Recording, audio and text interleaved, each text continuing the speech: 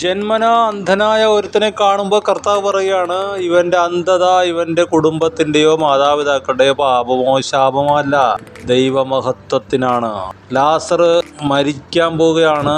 കർത്താവ് പറയാണ്, ഞാനിപ്പോൾ പോയി സൗഖ്യമാക്കുന്നില്ല. കാരണം ഈ ദീനം മരണത്തിനല്ല, മഹത്വത്തിനാണ്. നിങ്ങൾക്ക് കഷ്ടതയുണ്ടോ, ബുദ്ധിമുട്ടുണ്ടോ, അലച്ചിലുണ്ടോ, സങ്കടമുണ്ടോ, ആർക്കും ഇല്ലാത്ത പ്രശ്നം നീക്കുണ്ടോ, അത് മഹത്വമാക്കാം ആലയത്തിനകത്ത് വന്നാൽ. അഹറോന്റെ വടി അന്തർമന്ദിരത്തിലിരുന്നപ്പോ ആ വടി എന്ത് വടിയാണെന്ന് വെളിപ്പെട്ടു. അത് ബദാമിന്റെ കൊമ്പായിരുന്നു. അത് പൂത്തു, തളിർത്തു, കായ്ച്ചു. നിങ്ങളുടെ കഷ്ടമായിട്ട് പുറത്ത് കരഞ്ഞു നടക്കരുത്. സഭയുടെ അകത്ത് വരിക. കഷ്ടത്തെ മഹത്വമാക്കുന്ന ഒരുത്തനുണ്ട്. അവന്റെ പേര് യേശുക്രിസ്തു എന്നാണ്. വാതിലുകളെ നിങ്ങളുടെ തലകളെ ഉയർത്തുവിൻ, മഹത്വത്തിന്റെ രാജാവ് പ്രവേശിക്കട്ടെ. അതെ, നിങ്ങളുടെ മനോഭാവങ്ങളെ മാറ്റുവിൻ. പിശാച് വെച്ച, മനുഷ്യൻ വെച്ച ലിമിറ്റുകളെ മാറ്റുവിൻ. മഹത്വം വെളിപ്പെടട്ടെ.